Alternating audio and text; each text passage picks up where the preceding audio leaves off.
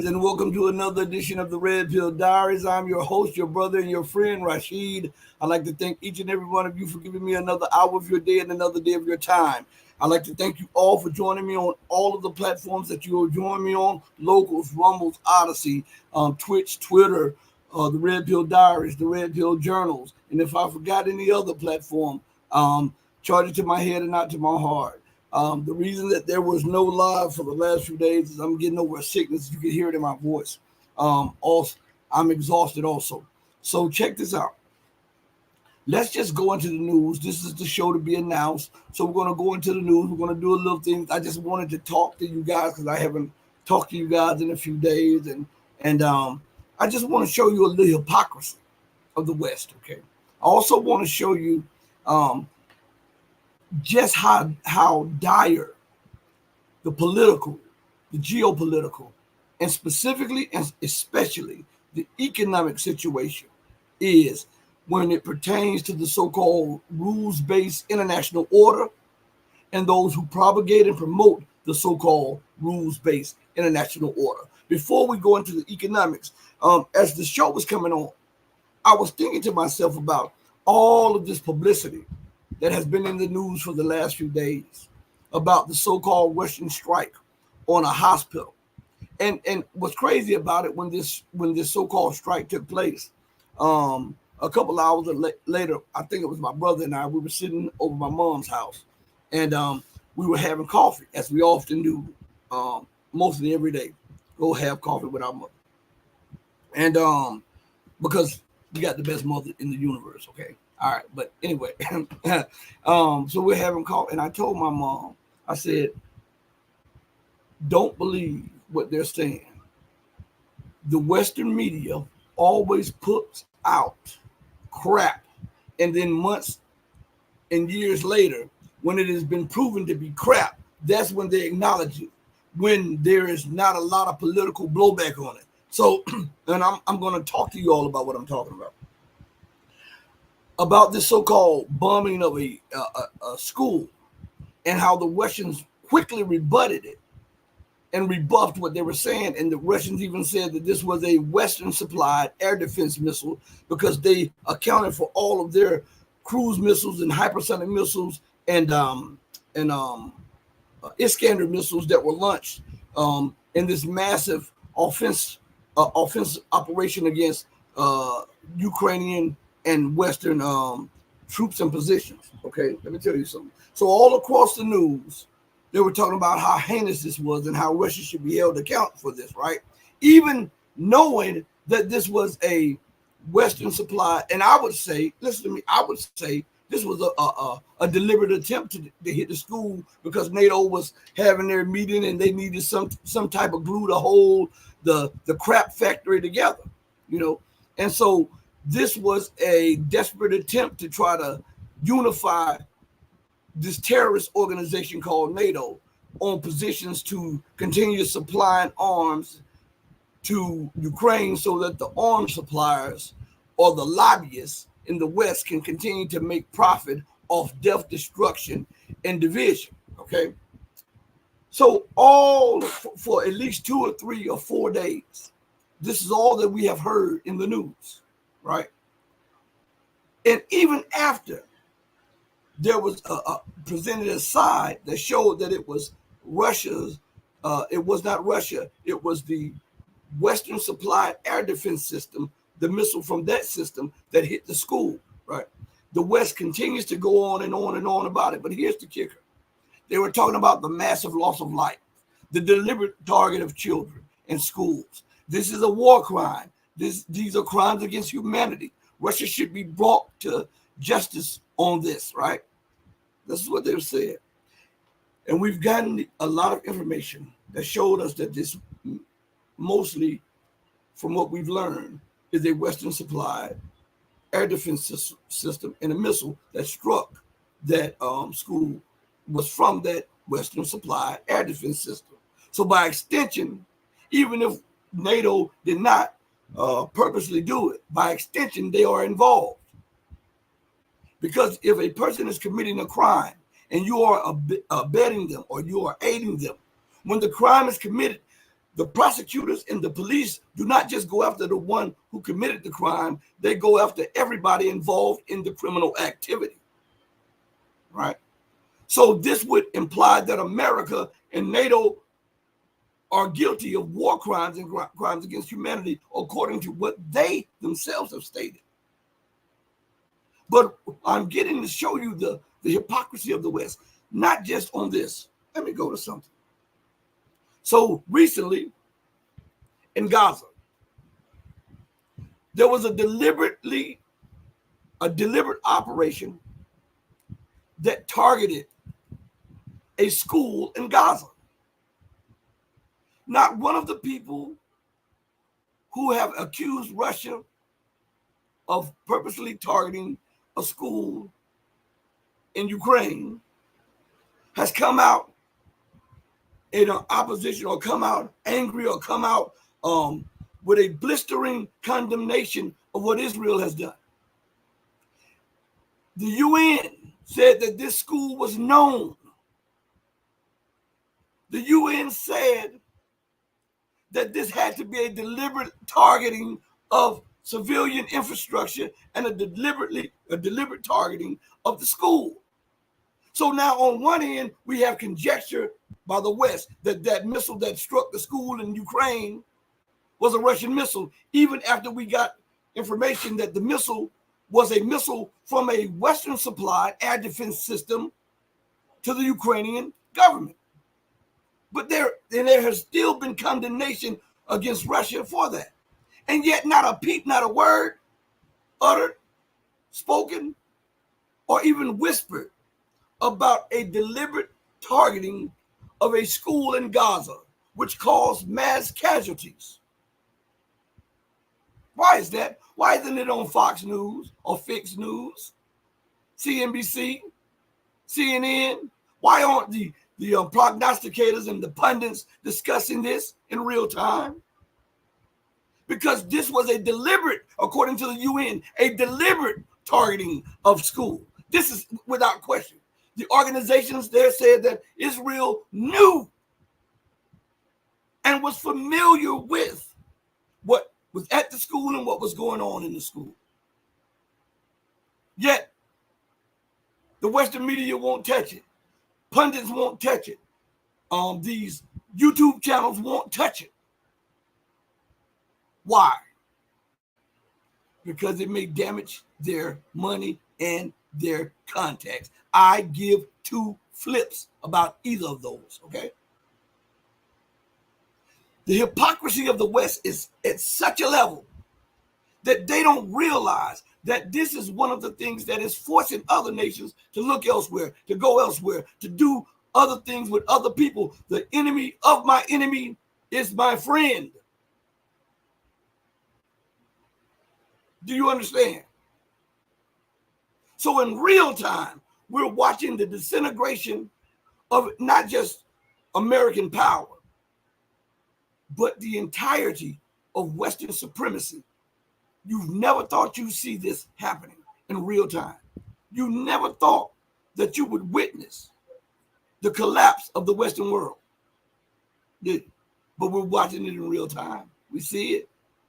Okay? So why, one has to ask the question, with all of the condemnation coming from NATO, the European Union, and their lackeys, why has there been little to no condemnation, outrage, or anger at the deliberate targeting of a school in Gaza causing mass casualties? Is that not hypocrisy? You scream on one hand about it when it suits you, even though you know you're lying through your teeth. And then you're quiet as a church mouse on the other end when it shows that your ally and your weapons were used to deliberately target civilians and civilian infrastructure. These are war crimes. These are crimes against humanity. And yet you utter not one word. Your media utters not one word. The hypocrisy of the West is being exposed. Shout out to my boy Daniel Danielle Shabazz. Hold on one second. I'm getting feedback here.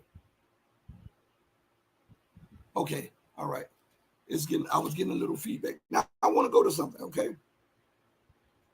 While we're on the subject of West Asia or the Middle East, North African region, okay? We also know that Israel is still ethnically cleansing Gaza, okay?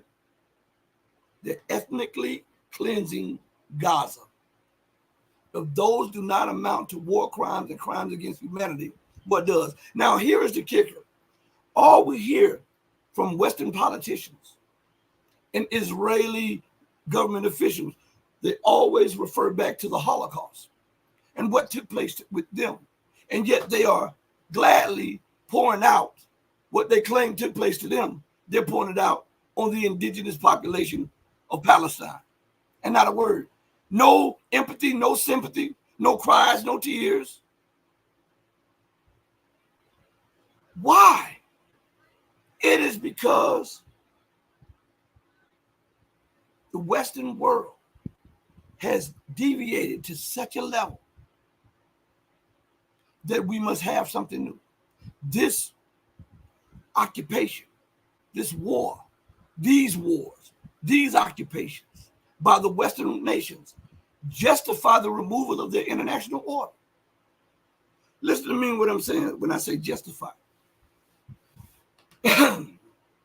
Let's go to something real quick, okay? Give me a second. Let's go to something. You know what we're talking about. Meaning of. Let's go to it.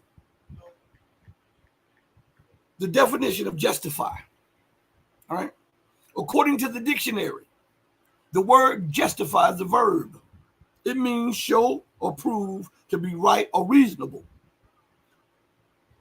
Give grounds for, give reasons for. Theology. Declare or make righteous in the sight of God.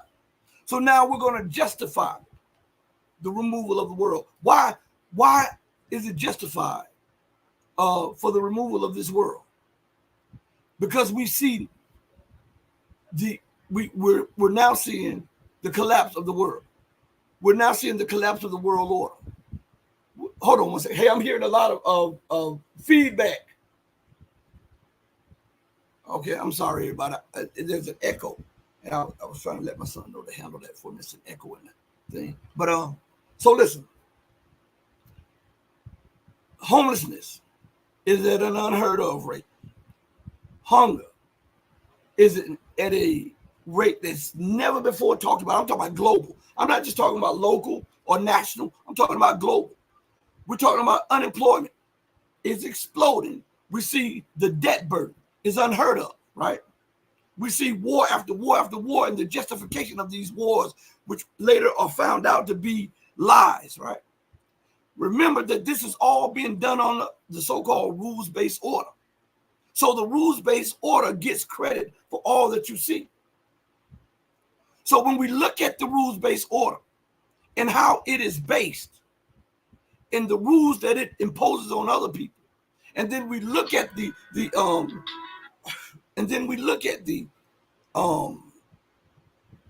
I would say the results of that, we get a justification because the people are longing for change. They're longing for something outside of the rules-based order, something more fair, more just, more honest, filled with freedom, justice, and equality.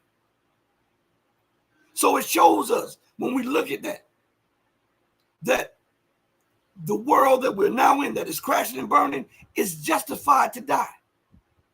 There's a lot of people that would like to hold on to the old because they benefited from the old. But there's so many people that were victims of the old, and now they're pushing for something new, something more fair, something more just, something more righteous. Right?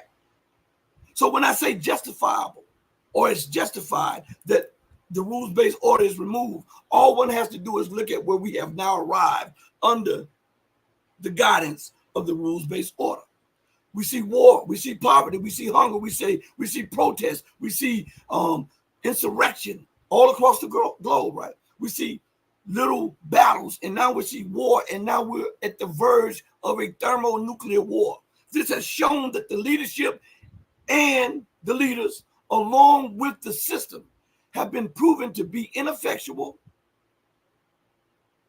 and inept, which by definition justifies the removal of the system, the people who govern the system, right? And the people who benefited the most from the system. We use science, we use math, we use history. When we look at these things that are going on, okay? That's the best way to get an understanding. That's why we go into so much definition. I know sometimes you're saying Rashid is going into definition, but that's the only way to really get a deeper understanding. To really know what is said, to really know what is going on, one must have a clear understanding of the words, right? So, are we justified in saying that the world must be removed, this system must be removed? Just look in your neighborhood. Just look at the state of governance. Just look at racial affairs, cultural affairs, state-to-state affairs. Just look at the inherent corruption and greed in the system. Look at how these corporations would kill off nations for profits. And at the same time, we follow Prophet Muhammad, or we follow Jesus. And they are doing everything which is the antithesis to these great men of God. That means we have a justification now to remove the system and those who govern the system. Okay? So listen. In Palestine, occupied Palestine, Israel has given out some orders, okay? Which amazes me. You are on occupied land and you're ordering the indigenous people to do X, Y, and Z. That's crazy, right? So listen, they have given out, which is called, according to a writing, this is called ethnically cleansing Gaza. They have given out an order that all civilians must leave Gaza City and must leave other areas of Gaza. How the hell are they supposed to do that? That is an impossibility. Millions of people with no transportation. Millions of people.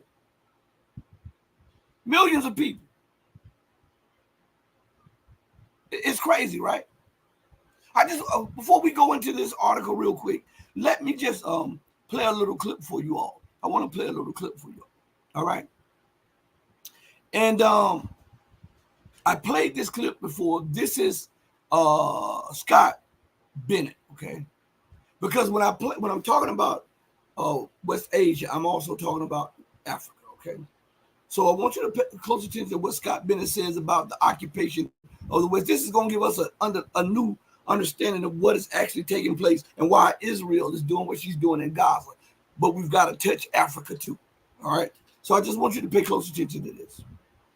Well, let's turn our attention now to the African continent, because it appears U.S. authorities are still hopeful that their ties with Niger may be salvaged. Now, this comes as the West African country has ordered all American soldiers to pack up and leave. We'll make the most of the situation that was presented to us, but the intent is, in Niger, to draw down to a level that the Nigerians can live with. More than a decade ago, America began to increase its military presence in the region. And the $100 million American drone facility in the country's north houses around 1,000 personnel. In March, Niger terminated its military relations with Washington. Nigerian officials explained their decision, stating that the deal was imposed on the nation and does not serve the interests of the people. This past month, authorities from both countries began arranging the evacuation of American soldiers. You mentioned that we were forced to leave Niger.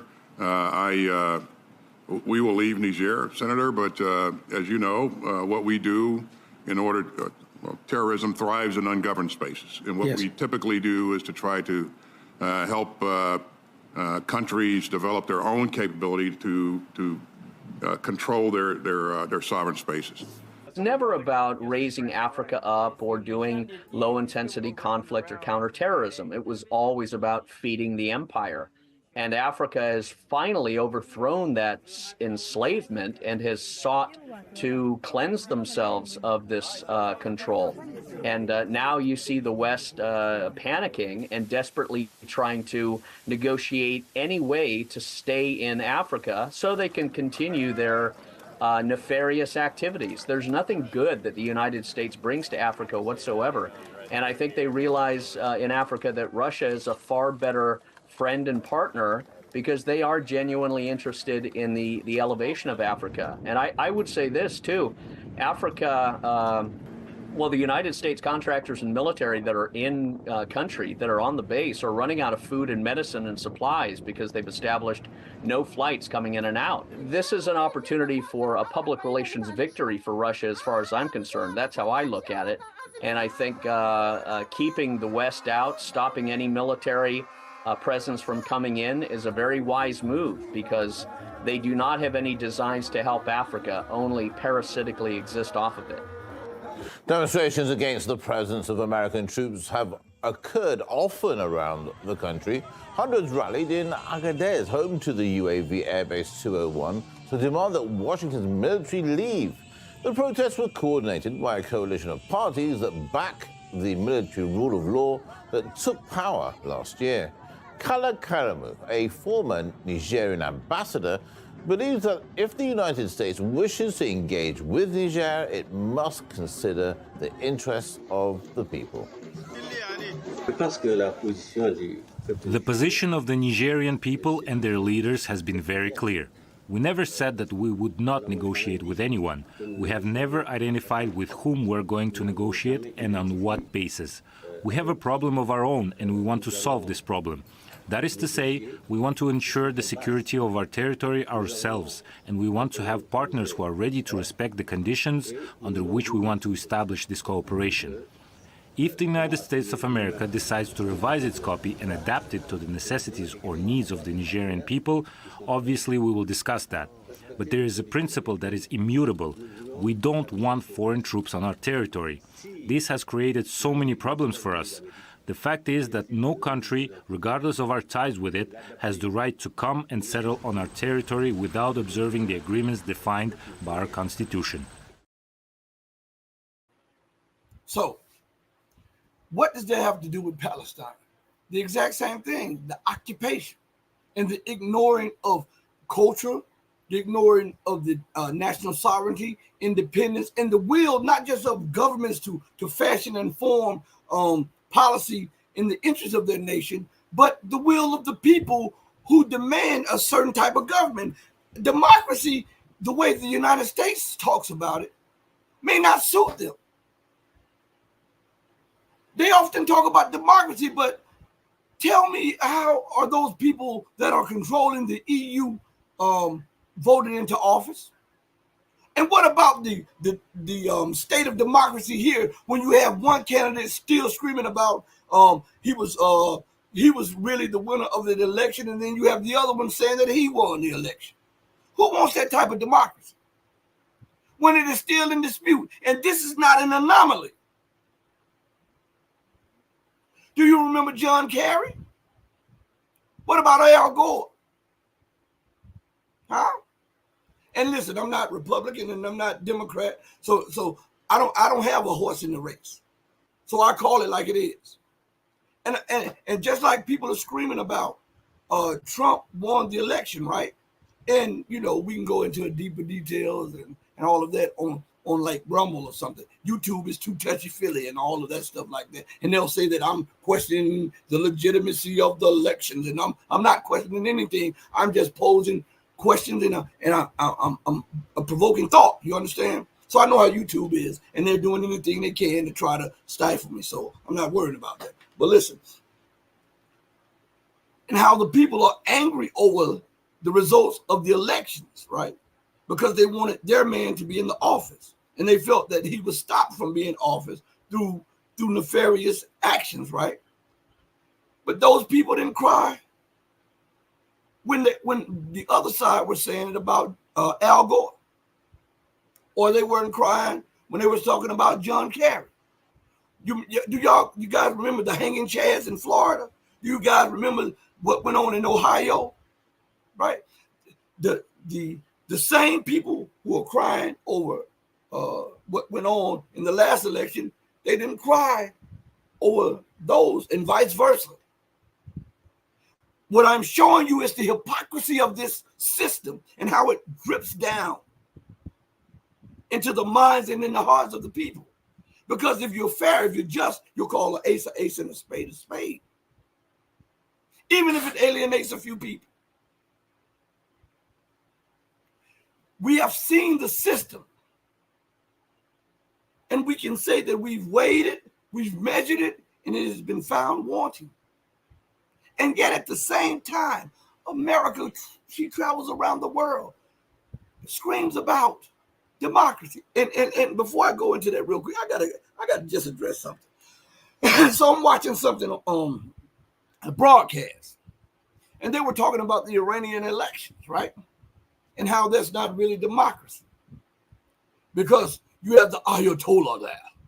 And even though the president is decided by the will of the people, the Ayatollah holds all the power, right? And this was on Western streams, right? And this is how they delegitimize Iran's so-called democratic elections. And it hit me. And I said, you know what? These people are out there in the ether zone. So they say that Iran is not a true democracy. It is a theocracy because it has a president, but it also has an Ayatollah who maintains and controls most of the reins of power. Well, could that not be said of Britain? The UK, right? You have a democracy, so-called, but the real reins of power are held by, well, it was the Queen of England, but now it's the King of England with the royal prerogative, right? It is the king that appoints the government, right?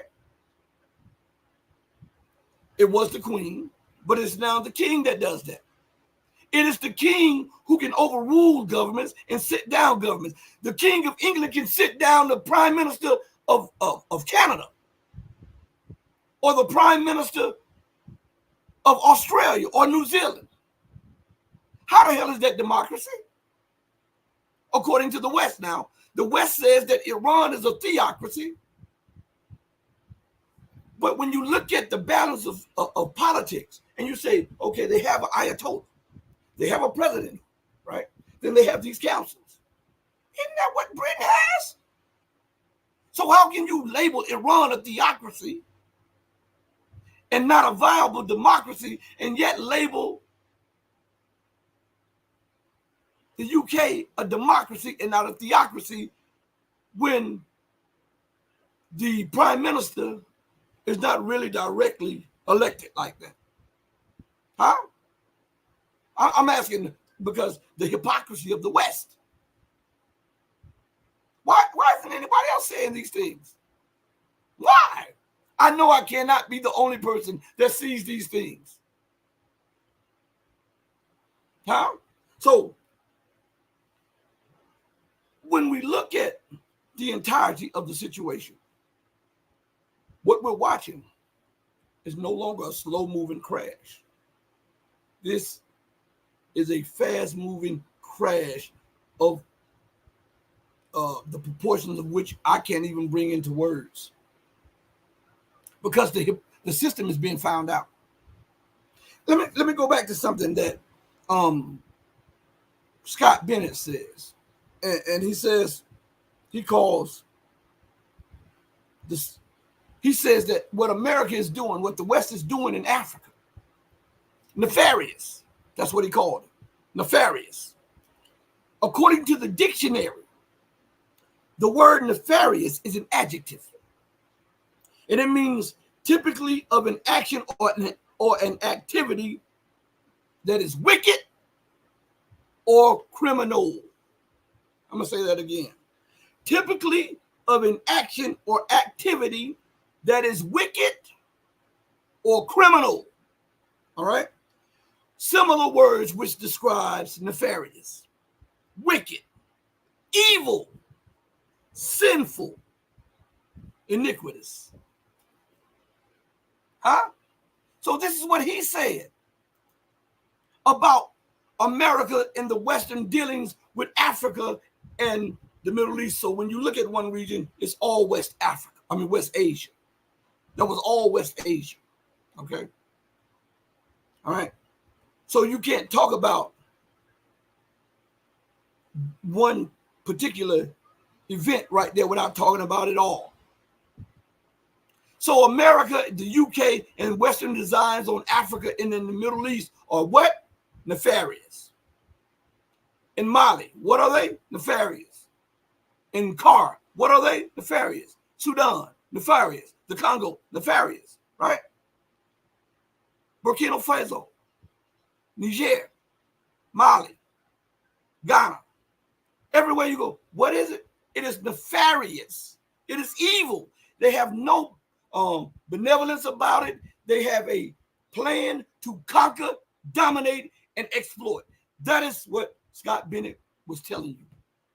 He also used another word, right?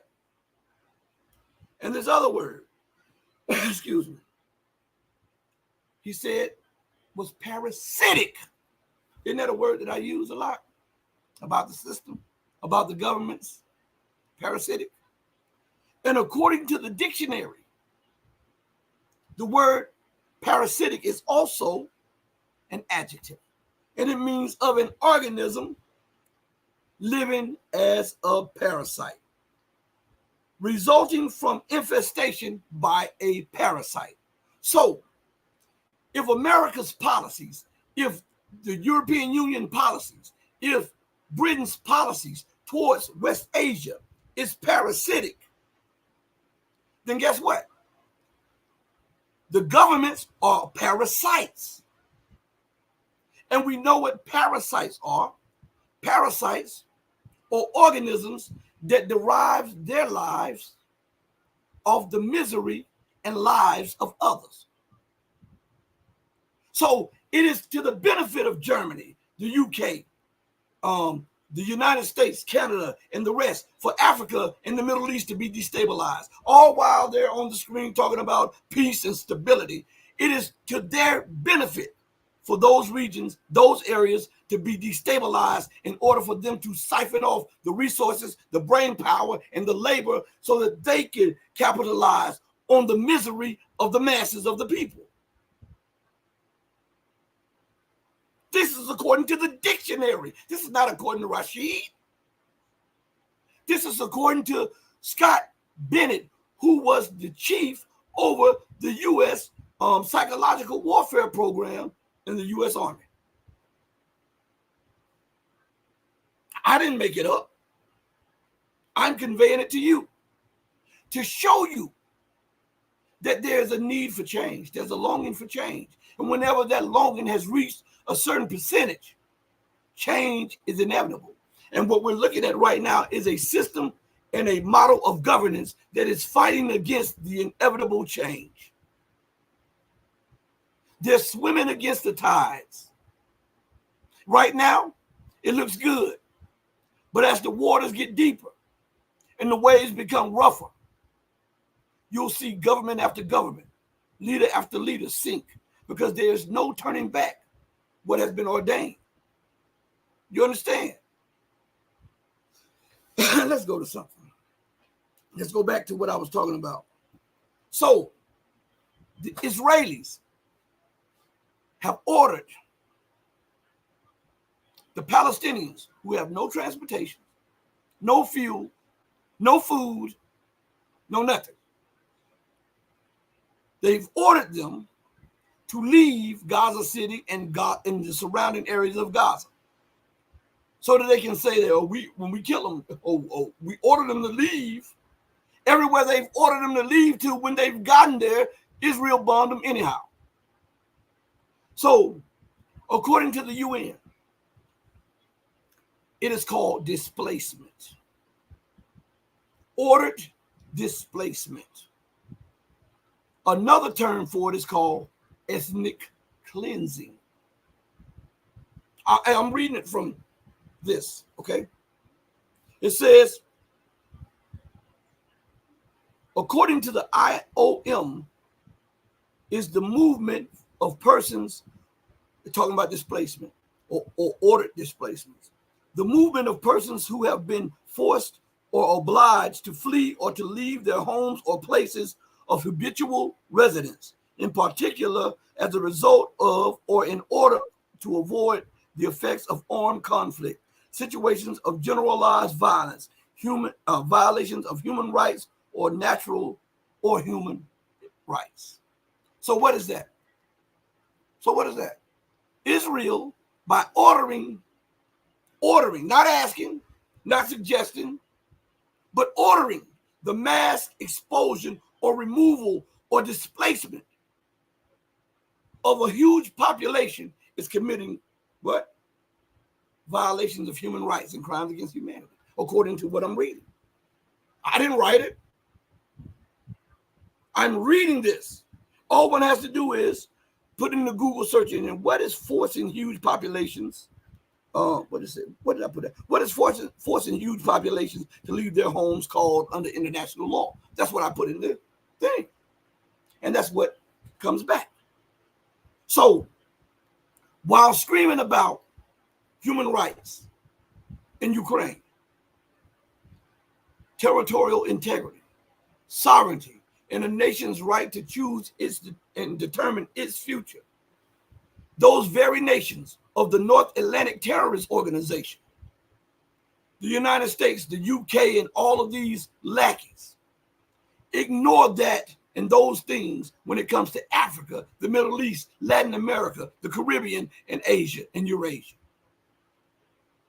They ignore it in Europe.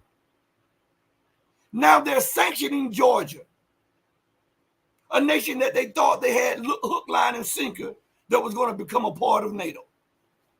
They're threatening to sanction Georgia because Georgia passed a bill or a law that the United States, Canada, and other nations in Europe have. Do as I say, not as I do. That's what they're saying. How dare you call us to account? How dare you pass a law that will allow the government to understand and the people to understand where these groups that pop up out of nowhere are getting their funding from? How dare you do that? You're taking the curtain down. You're pulling the rug from under our feet. It'll be that much harder for us to sneak in a color revolution or to impose our will and dictates on you. So now we have to cancel war games with you. Now we're going to put restrictions on your politicians who voted for the law. And now we're plotting and planning an even greater revolution to overthrow the government that put in place what the people were demanding that that government put in place. Oh, I'm sorry. That's called democracy, right? So America wants to de-democratize Georgia because Georgia listened to the people and passed a law that the people were demanding. The hypocrisy of the nation, the hypocrisy of the West, right? So whenever an outcome does not suit the West, they go back to square one: destabilization, vilification, and then color revolution or assassination, and go into war. So these situations alone justify the removal of the system. Democracy is democracy when it works for America, when it benefits America to put her minions in the power. That's democracy. She closed her eyes and her mouth to the assassinations and the violence that spread across Ukraine under her leadership to overthrow the democratically elected president of Viktor Yanukovych. She never wanted to reinstate Viktor Yanukovych, even though he was the duly and legally elected president, right? And she's talking about sovereignty. Yet she is still in Niger. She's still in Mali. Car. Why? Huh? Let's go into the Cheese Puff shout out. Joel shout out. Cheese Puff says Charles III, whilst Prince of Wales, was revealed to be corresponding directly with the UK government attempting to affect policy. Bim. I remember that. Bim. But guess what? That's his prerogative. This is what I'm saying. He has a royal prerogative. Do you know that in almost all of the former subjected nations to the UK, like Canada and Australia and New Zealand and other nations, do you know that now it's the king, but it was the queen? They had their own representative in that government that could overrule the prime minister of those nations. Did you know that? But they're talking about democracy. How the hell is that democracy? When you are a foreign entity that can then go into my country and sit down the parliament, sit down the prime minister, and then force new elections or appoint a caretaker government. How the hell is that democracy? And why isn't anybody talking about it? Huh? So on one hand, you condemn Iran, saying that it's a theocracy, even though it holds elections for the president, because it has a Ayatollah and a committee. It is a theocracy. But Britain, which has a king, and it holds elections, that's a democracy? Man, stop this. Stop this. Stop it. Stop it. Stop it. Stop it. Stop this. If it smells like crap and it looks like crap and it has the texture of crap, putting sprinkles on it does not make it chocolate ice cream. You understand? So, Guy Joel Bradford, yes, sir, yes, sir, yes, sir. In relation to my last comment, check out the Black Spider meme. What? Okay, hold on one second. Cheese Bug. I'm trying to see. That Rando is in the building. Oh, Ascended Awakening. You were the first one in the building. Let's see. Yeah, random. You know I'll mess up your name, so I'm just gonna say random. Cheese Puff, you don't have a wrench. We're going to change that on the next show. We're going to put the wrench on you, buddy. All right. But this is what I'm saying. The hypocrisy of the nation, the hypocrisy of the world, it justifies something new, something more fair, something more just. And here's the kicker. And this is what has the West up in arms. Listen, when you have ruled so fully for centuries and you've been able to dictate policy, be it financial or political, or cultural, or military policy, you will not take well when your power is being challenged, especially when the challenge is coming. And if the challenge succeeds, it not only removes your power, but it unseats you completely from authority.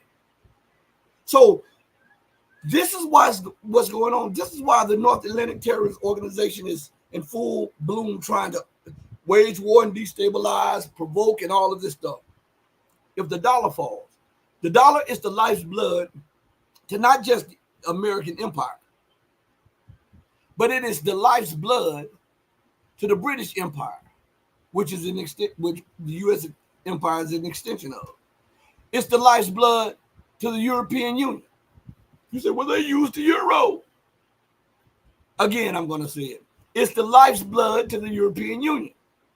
And without the dollar, the single most important currency and the single most important instrument of power of the West, their influence not only deteriorates, but it is pushed to such a small value that you can ignore it. So this is why they're fighting like hell. This is why they're refusing to leave nations. This is why they're threatening and doubling down on failed policy, because this is all they know. And when they see their world crashing and burning, it is pushing them to the limits of their wits. And they're feeling like, hey, if I do this, this will happen. And when they do that, the opposite will happen. So what they're doing by extension is throwing things up against the wall, seeing if it sticks. And if it doesn't stick, escalate. Because everything is riding on dollar hegemony. If the dollar is beat back, especially in international trade, if the dollar is beaten back under 50%, America can't do these major deficit projections. She can't export the level of inflation that she needs to export to keep her economy afloat, which means that Britain, if America coughs, Britain gets a cold. If America sneezes, the European Union farts. So all of them are tied up economically and politically. That's why they're fighting like hell. That's why they're sanctioning China. Think about the madness of this. China is the largest trade partner to the United States. The United States is waging a war against them. A trade war, a tech war, a political war, which will eventually end up as a military war because they have economic components to these wars that is going on right now. The European Union is now sanctioning China, its largest investor and largest trade partner. Tell me how that's going to work out for a nation that has been deindustrialized, that has little to no resources, that depends almost completely on the resources of Africa and Russia. How is that going to work out for her? Talk to me.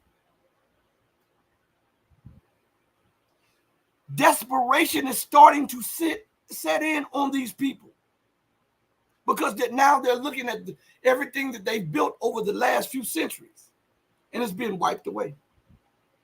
So they're trying to weaken BRICS. They're trying to weaken the Shanghai Cooperation Organization. They're doing everything that they can to sully and muddy the names of Russia, Iran, China, and these African nations that are trying to command respect through the imposition of their own values and their own sovereignty.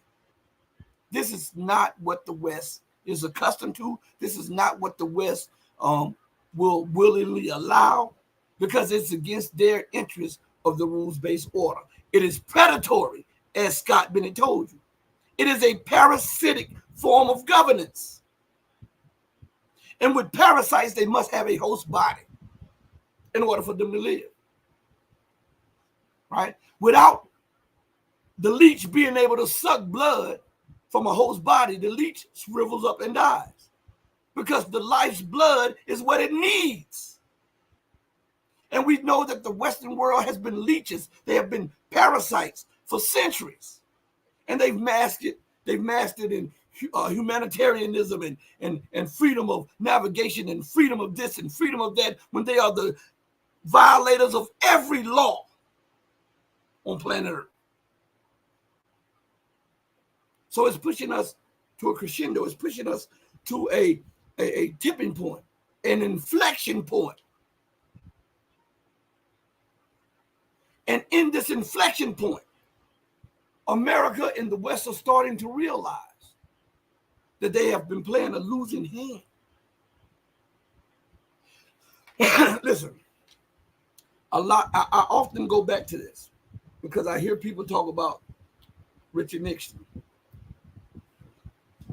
You know, the one that started the war on drugs and said that if we use this against black people, we can vilify them, put them in the news every night, blah, blah, blah, blah, blah, and do all of this stuff. Richard Nixon, that guy. And Ronald Reagan, who doubled down on it. All right. But listen, most people talk about when Richard Nixon defaulted, because that's what he did. He defaulted in 71. The United States defaulted on its obligations in 1971. They've done it multiple times, but specifically in 1971. People talk about that being the turning point for the collapse of American power. And from that point, they they calculate all of the things that took place or transpired thereafter, from them removing the Glass-Steagall Act and all of these other acts, and then the government officials were able to get more money from donors. The donors were able to write laws and pass them to their benefit, and here we are. But I would say that this decay was in the system earlier than 71. 71 was the stopgap. Richard Nixon saw what was going on, and he understood that the unraveling of the American empire was at stake. So he did what he did. But prior to that, why didn't anybody say that the United States was defaulting in 65? I mean, 65. Huh? Why didn't they say that the U.S. government was defaulting in 60? Because that's what took place. When you rob your currency of its backing, that is a default. They start robbing the currency of the silver to try to mask the losses behind closed doors. And the losses, the printing, the constant printing could not mask the loss of tangible commodities or assets which bagged the currency. So it took them and it spiraled into the gold problem. And when the gold problem hit, that's when Nixon was forced to default or take the world off the gold and silver standard. But this was in the making. The gold had been gone out of Fort Knox so long, they didn't even know where it was at. They got probably a couple buckets of coins up in there and some tungsten, but the gold was gone. That's why Charles de Gaulle, looking at the spending habits of the United States, you know, the former Admiral or General Charles de Gaulle, who became the leader of France, and who said he did not want to get involved in the NATO alliance, and he did not want to depend on America's nuclear deterrent, right? Mr. de Gaulle, right? Charles de Gaulle, after looking at how the U.S. was spending, he said, hey, Rich, Tricky Dick, what the hell are you doing? Hey, dude, you're holding our gold and you're spending like there's no tomorrow. And Richard Nixon said, yeah, the U.S. dollar is as good as gold, right? And then Mr. de Gaulle says, well, if that's the case, then give us our gold then. And then when he said that and other nations got wind of that, there was then a push to get gold returned from the U.S. And this forced Nixon to detach the dollar from the gold standard. So all of this was in the making for the 60s, in the 50s, and the 40s, and the 30s. And that's why as the years progress from the 30s, the 40s, the 50s, and the 60s, you'll see that what was used to be common, like silver, dimes, and nickels and quarters, started disappearing out of circulation. So this didn't just happen in 71. Hey, babe, how are you doing today? Okay, my daughter just got home from work. But yeah, I'm sorry. I had to speak to my baby. Anyway, let's see. Cheese Puff says, as of December 2023, the UK holds over $600 billion in U.S. debt. U.S. dollar collapse is taking a lot with it. Check this out. Cheese Puff, I'm glad you put that up there. Check this out. They're playing musical chairs with the debt. So what they're doing, they're buying up the debt right here, which this is happening. This happened in like, I think 2008, 2010, right? I got to explain. Check this out. So as the empire and the Western financial system teetered on collapse, right? And the U.S. Infused a huge amount of currency in the system to keep it afloat. This is what happened. The U.S. started buying up debt. Europe started buying up U.S. debt, right? Now, hold on. I want you to understand something. How the hell could the U.S. afford to buy debt from Europe when it was teetering on collapse?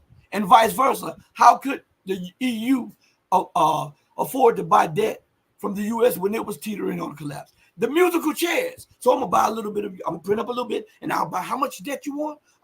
800 billion. Okay, we'll split this between 4 countries. All right, so it wouldn't look so suspicious. And then the United States, that's why they were doing that quantitative easing behind the closed doors. This is what they were doing, playing musical chairs with the debt. Musical chairs. And now we're seeing the debt reverberate across the landscape economically. And we're seeing the collapse of institutions and banks. As a matter of fact, it is getting so bad that I was looking at an article. Where is it? On CNBC. Let me see if I can pull it up real quick. Okay. Give me 1 second, everybody. Let's see if I can pull this up. I think this might be it. That's it. So on Yahoo Finance, right? This was 5 days ago. There's an article that came out. Listen to this article.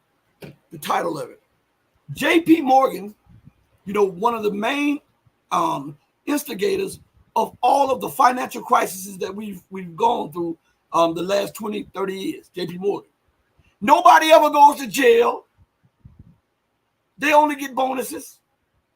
But if you ran your finances like that, they would confiscate your assets and put you behind in jail. Right? Well, I just want you to listen real quick. Hold on 1 second, everybody. I'm getting echoes. Hold on 1 second.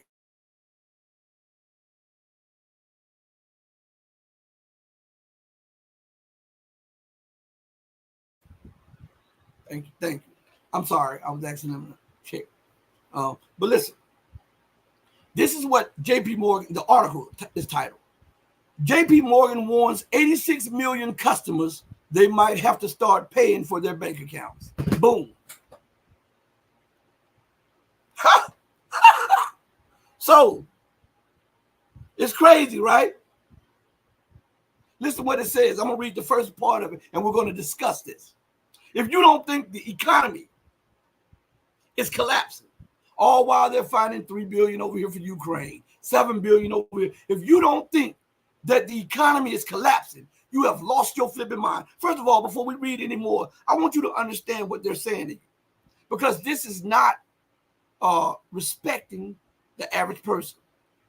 Listen to this article again, the title of this article. JP Morgan, one of the main instigators to all of these financial crises, right, says it warns 86 million customers they might have to start paying for their bank account. Now, here's the kicker. That's strong arm robbery without a gun. Why? Because the banks lobbied the government, right? The government passed laws which forced a lot of people who would not have had bank accounts to get bank accounts, or to get credit cards so that they can get paid.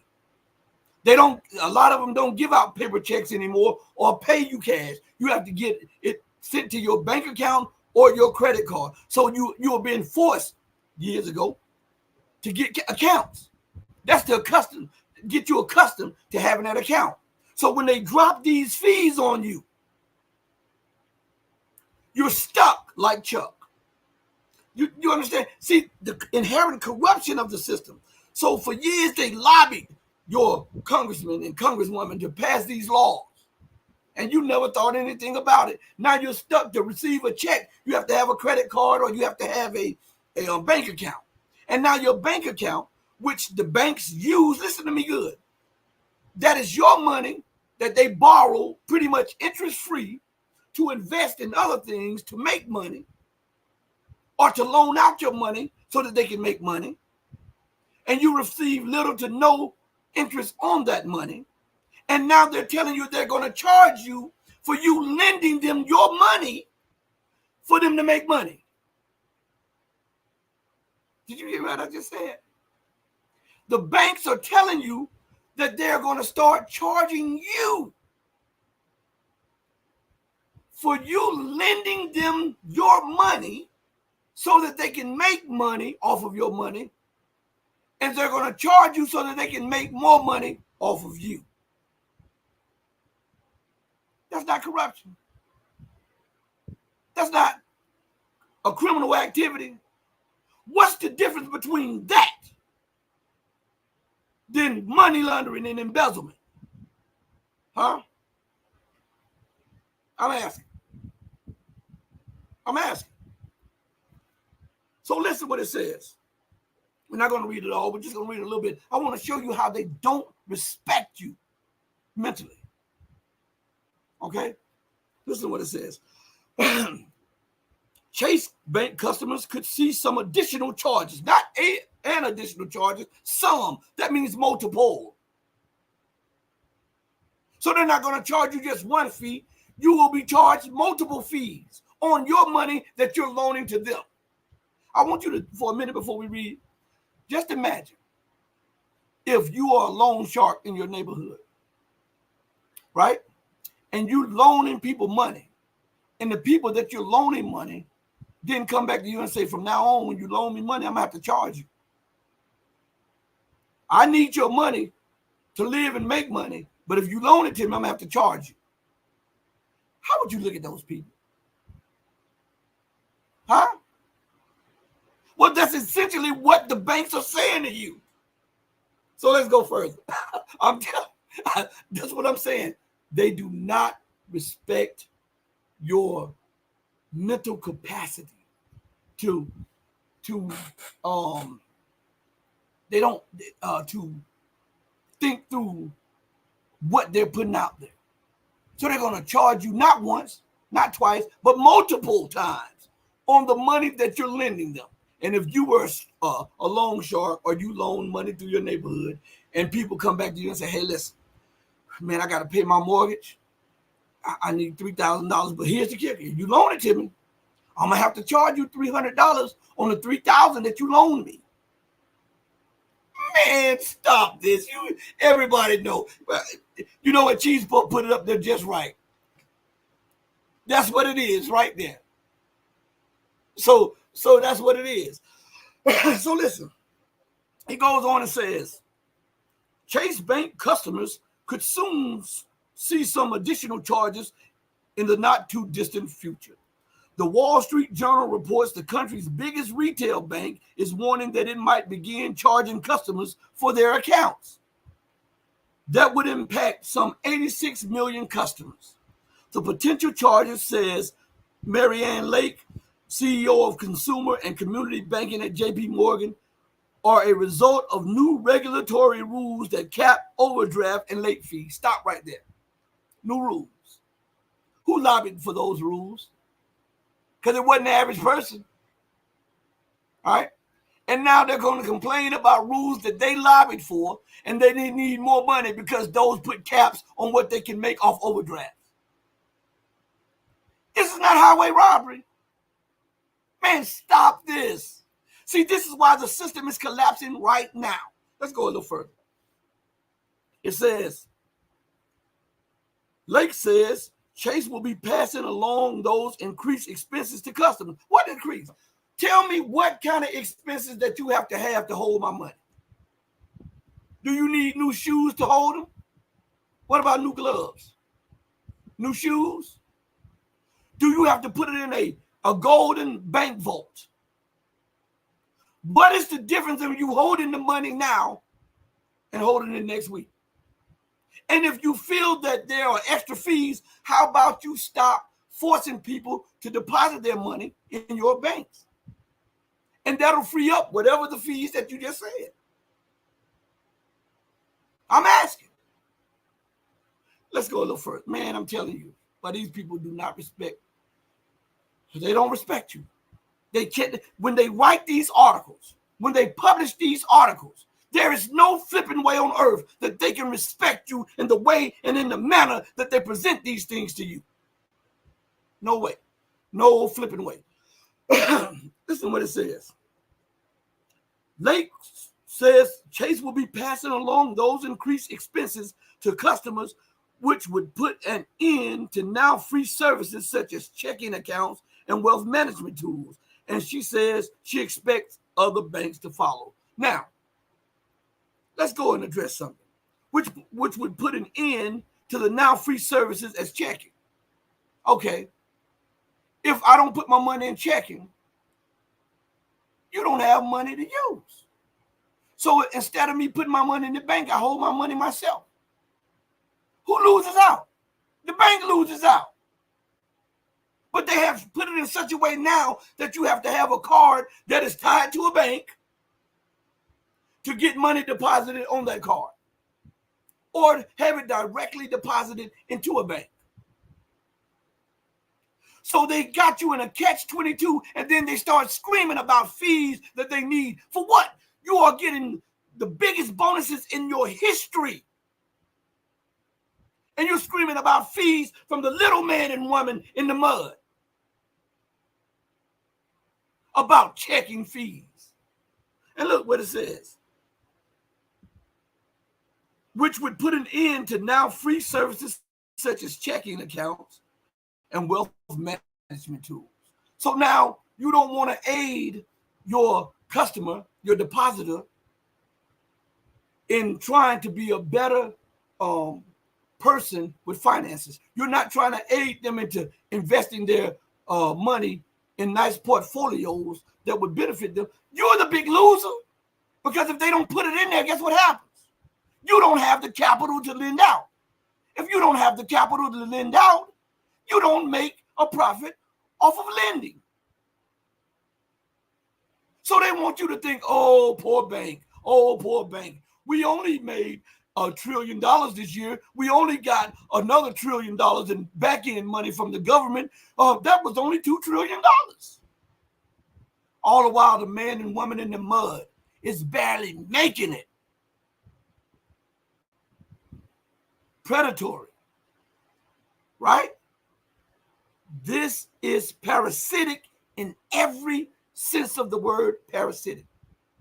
And that's why you heard Scott Bennett talk about the nefarious policies of America in the West. How can you do this and go to sleep?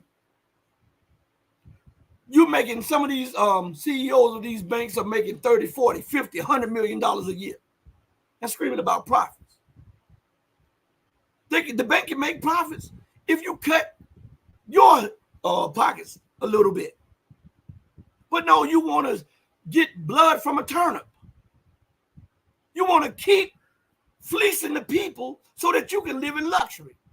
That's what we call an 85%, a 10%, excuse me. You want to fleece the 85%.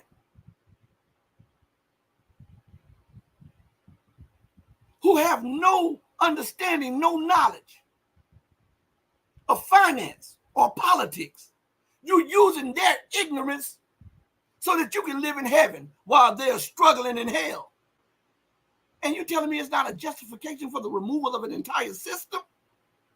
Come on, man. Y'all got to stop this. You got to stop this.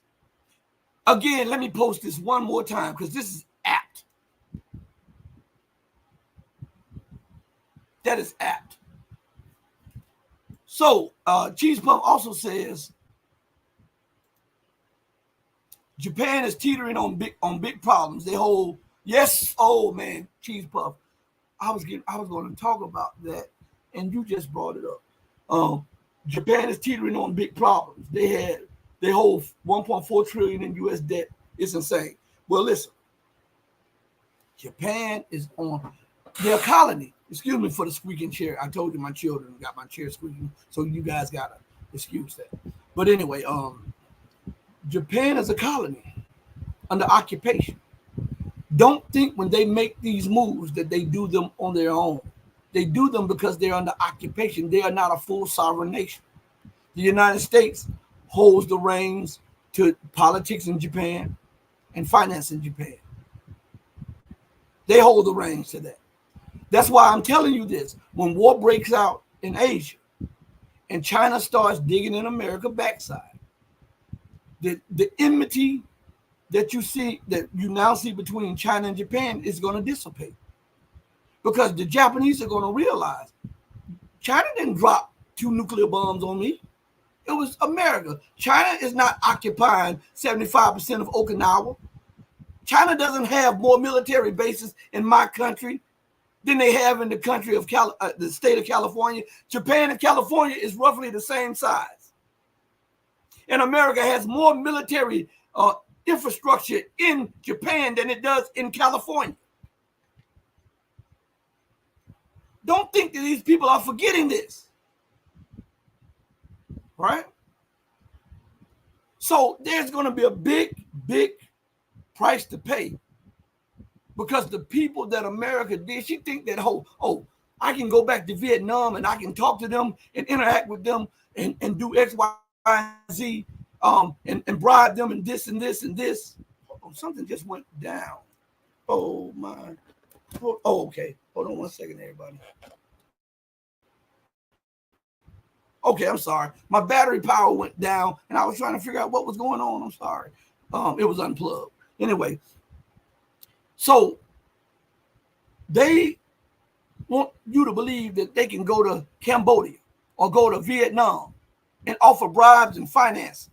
And while the people are still suffering, there are multiple cases of Agent Orange and all of this stuff that was done to these people by the United States, Great Britain, and France. And you think that these people have just forgotten this? They will do what China did. Remember, China bided its time. It took the embarrassments from time to time from the U.S. It bit its tongue, bit its lip, built up its economics, built up its political, while at the same time building up its military in a way that would not alarm the West. And now the West cannot handle China.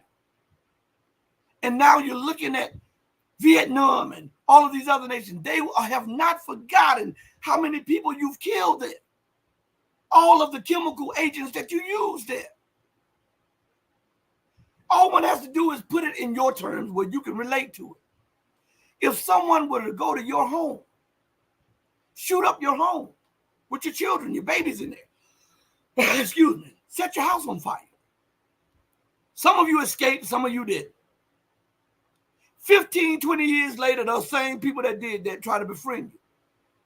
You're in the same financial position, so you may take their aid until you're able to get yourself together.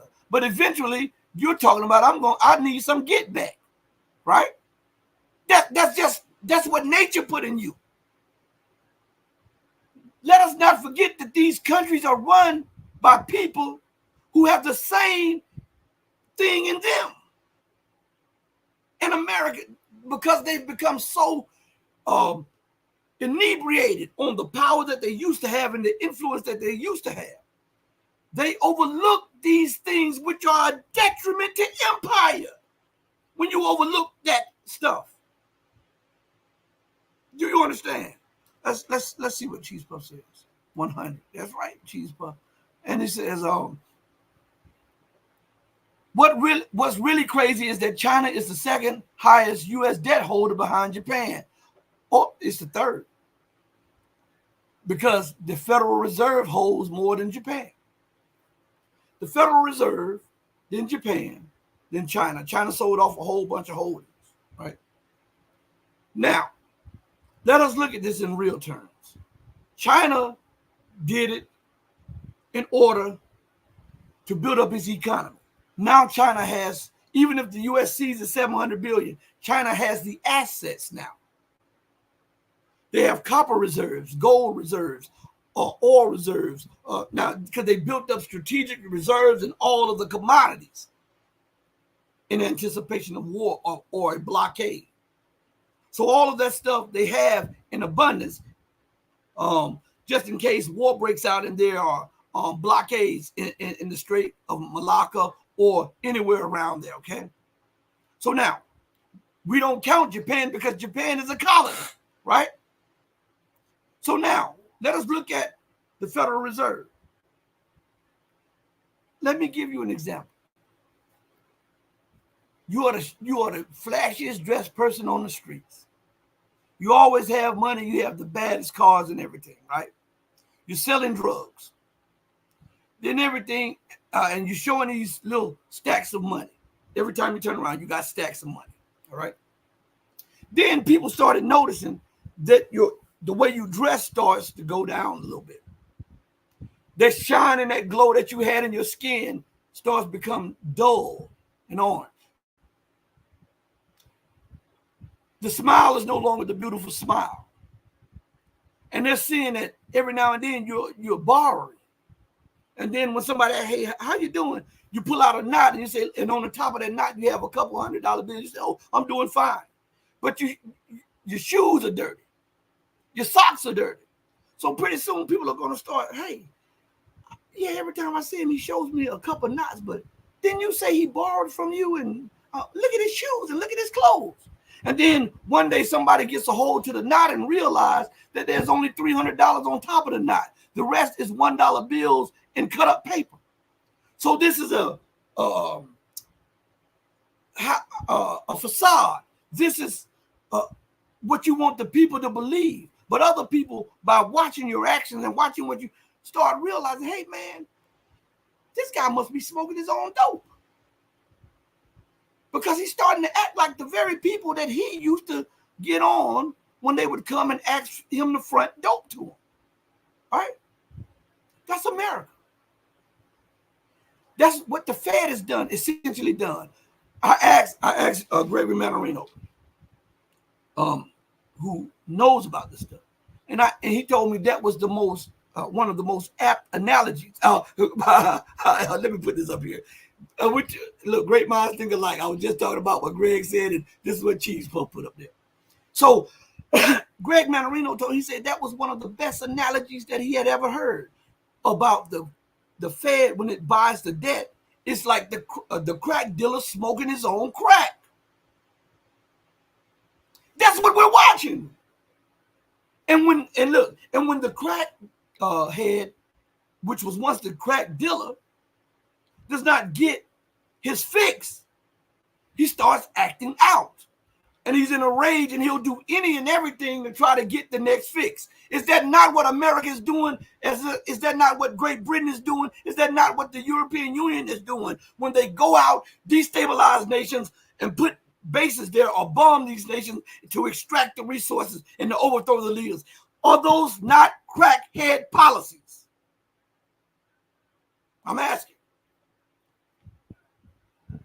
And then here's the kicker. Here's another kicker right here. If you've dealt with people on drugs or who are alcoholics and they're hiding it, they think that the fast tongue, that quick talking and the misdirection is fooling you where you don't see what they're doing and what they're trying to do. Isn't that what they do? That's how they propagandize the people through the media. They want you to believe that they're in good standing, that they are still wealthy, all while you don't see them with Han Cole shoes on anymore. You see them with $6 shoes on. You don't see them with the Versace shirts on anymore. You see them with dirty, holy shirts. And they want you to believe, because they control the reins of media, that they're still wealthy and prosperous.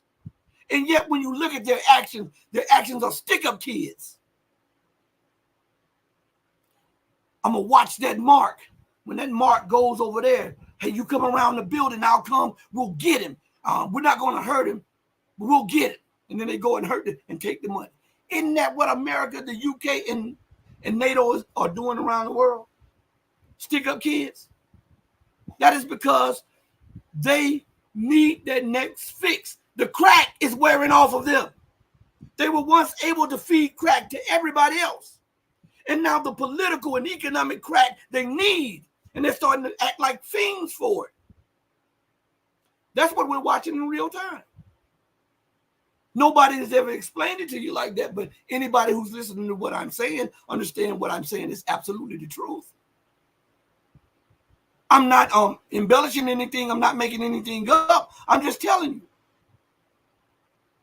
That's why the entire world is against America. As a matter of fact, listen, let me play this little clip here. I just looked down and I just saw a clip. Let me play this little clip, 29 seconds, right? And when Lavrov says what he says, how the West tries to live at the expense of others, isn't that what crackheads do? Isn't that what dope fiends do? Isn't that what irresponsible, quote unquote, adults do? Listen to what it says right here. The West is still playing zero-sum games. The West cannot comprehend equal engagement. They're still under the influence of the neo-colonialist ideas, and they still use it to build their relations with the global majority. They're trying to live at the expense of others and extract one-sided benefits. Now, with that said, now let's go back and listen to Mr. Joseph Borrell and how he described everybody else as a jungle, and he in Europe, in the West, as a garden. Yes, Europe is a garden. We have built a garden. Everything works. It's the best combination of political freedom, economic prosperity, and social cohesion that the humankind has been able to build. There's three things together. And here Bruges is maybe the good representation of beautiful things, intellectual life, well-being. The rest of the world, and you know very well, Federica, is not exactly a garden. The rest of the world, most of the rest of the world is a jungle. And the jungle could invade the garden. And the gardeners should take care of it. Jungle invading the garden. Man, is that not Orwellian? How the hell can you even put your mouth to say that when you've gone around the world for centuries, occupying and killing off mass indigenous populations? How could you even fix your mouth to say something like that? Invading? Let's look at this. Let's come here for a second. Let's look at this for a minute. Because now that he says, let's go to this. I want you to, excuse me, everybody. Give me 1 second.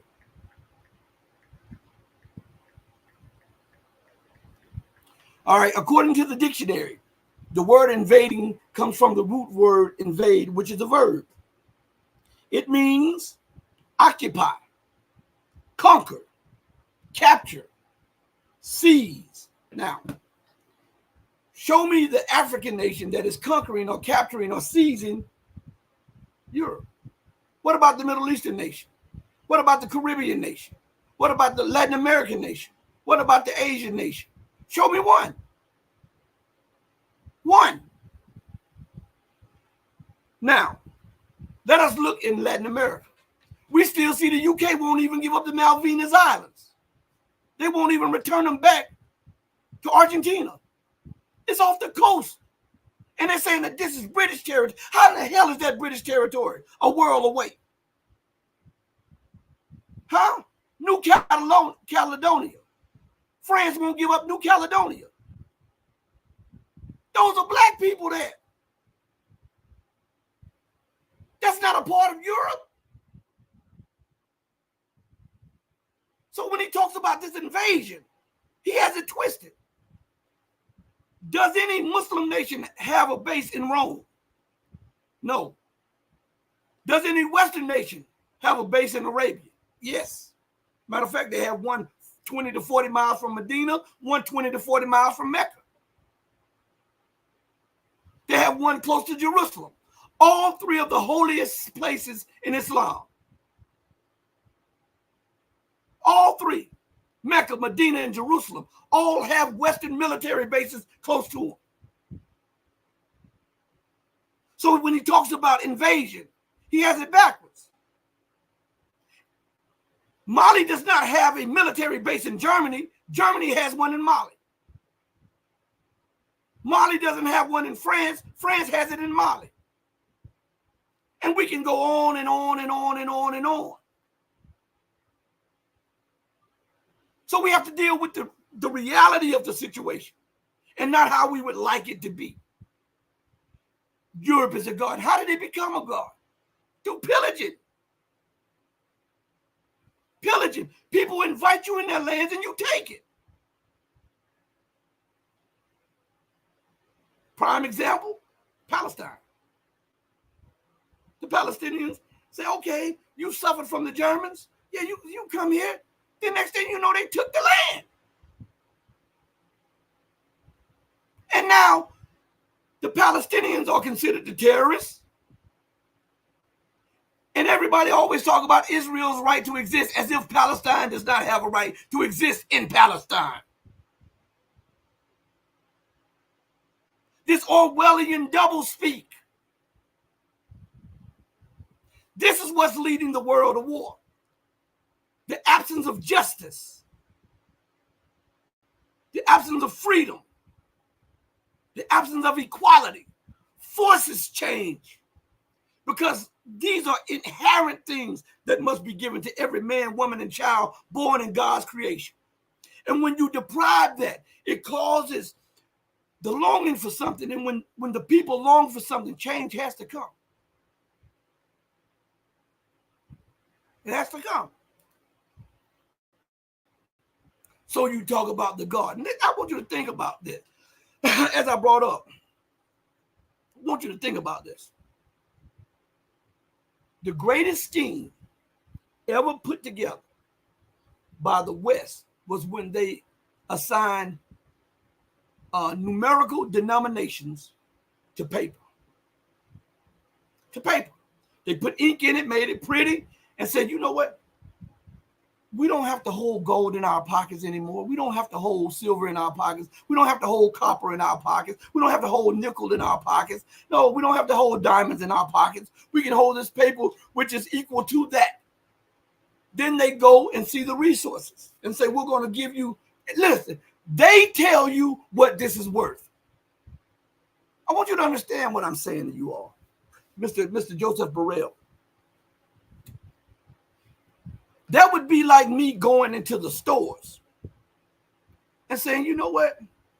And I don't even wear sneakers unless they're like New Balance or something, because I'm not into stuff like that. I like comfortable shoes, okay? But I'm just going to give you an example. I go in the store, they have these Air Jordans for $500, and I go in the store and say, you know what?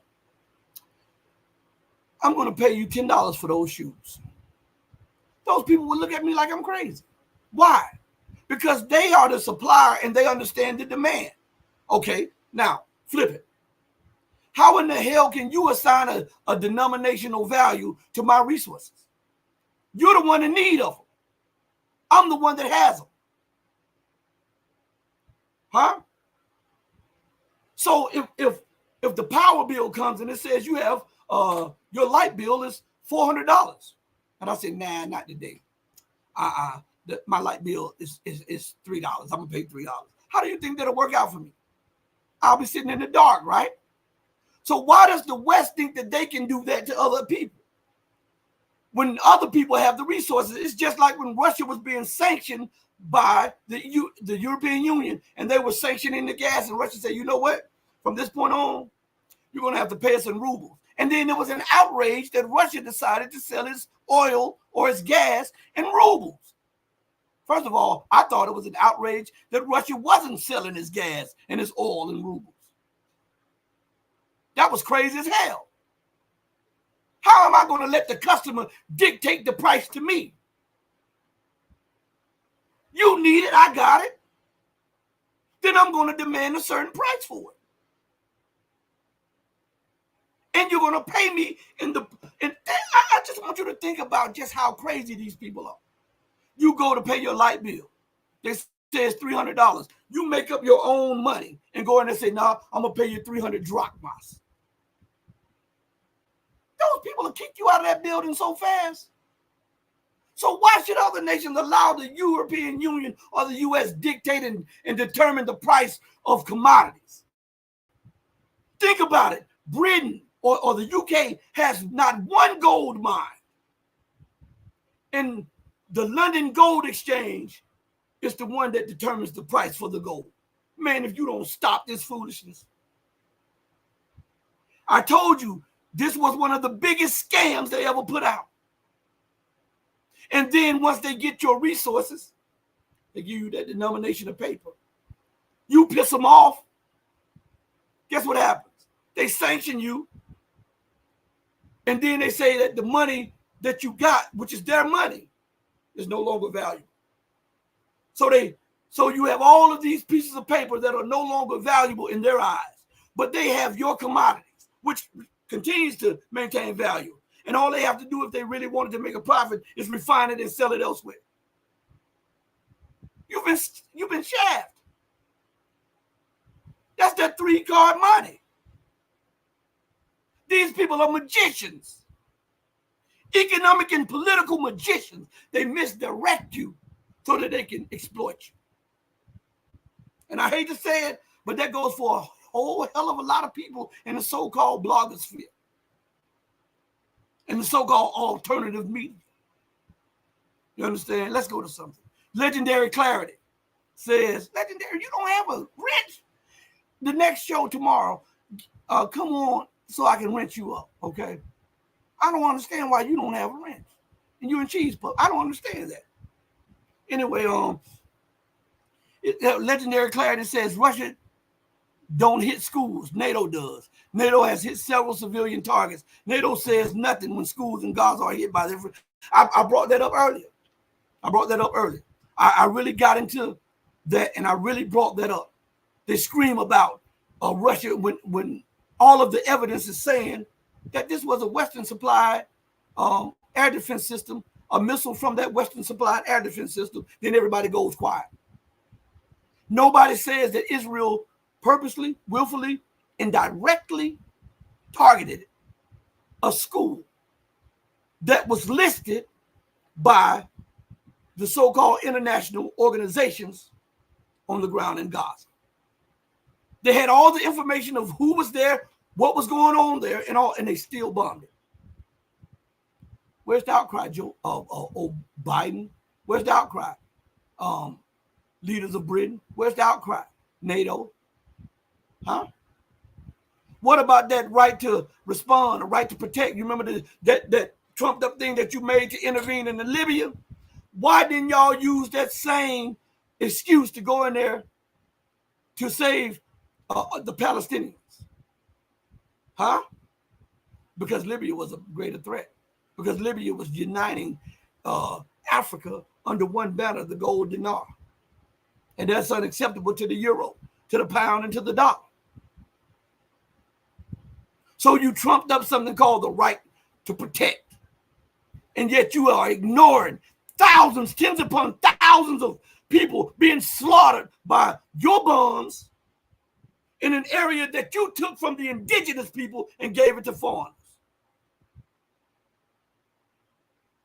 Man, you got hell to pay, buddy.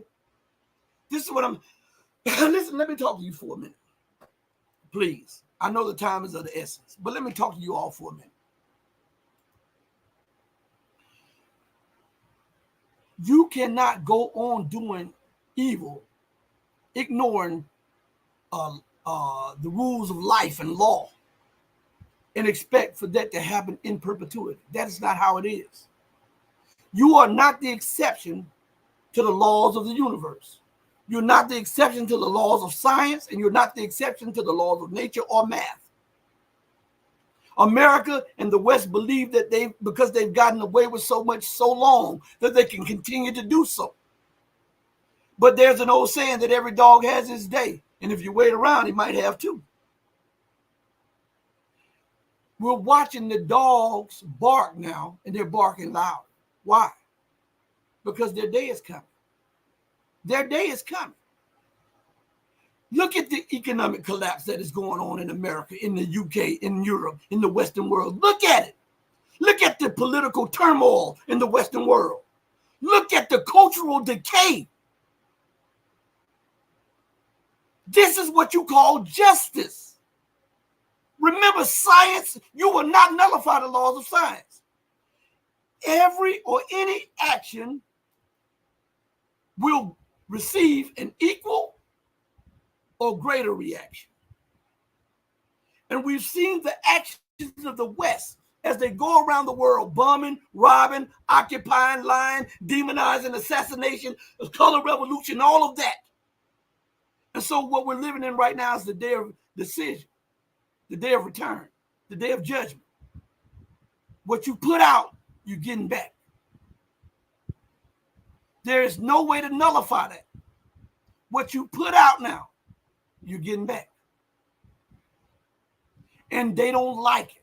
as long as they can make you eat from the buffet of hunger and embarrassment and disgrace. That's cool, because they're eating the buffet of crabs and lobsters and steak and all of this stuff, right? But now the dollar is no longer, without question, the world reserve currency.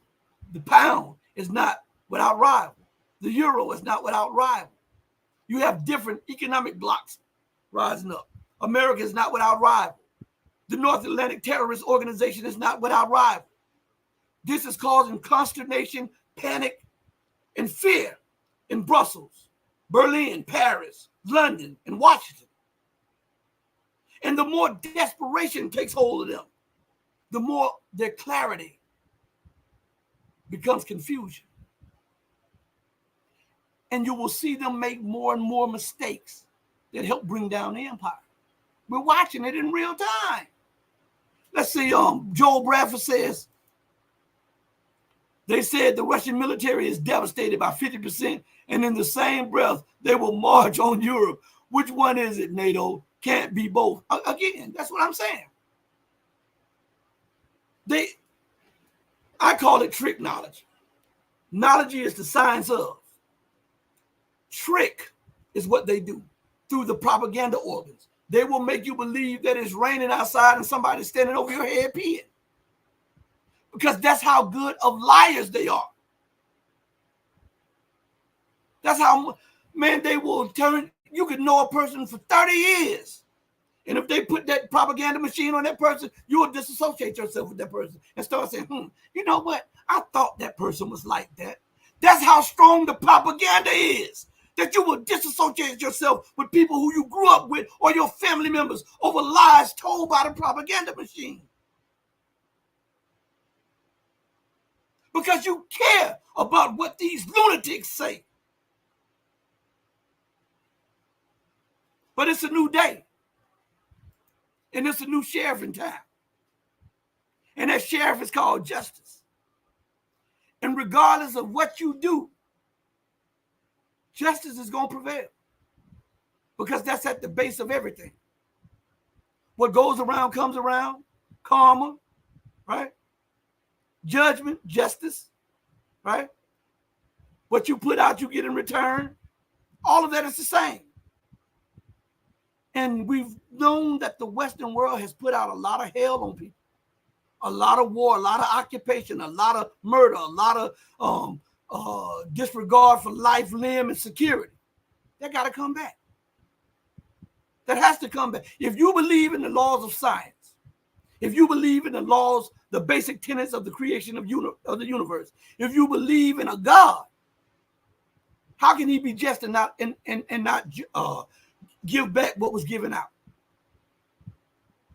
So what we're looking at in the fall of America, the fall of the Western world, is God meting out justice.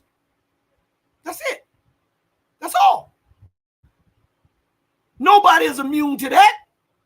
And I don't care how exceptional in the minds of the West they think they are. They may be powerful, but God is all powerful. Right?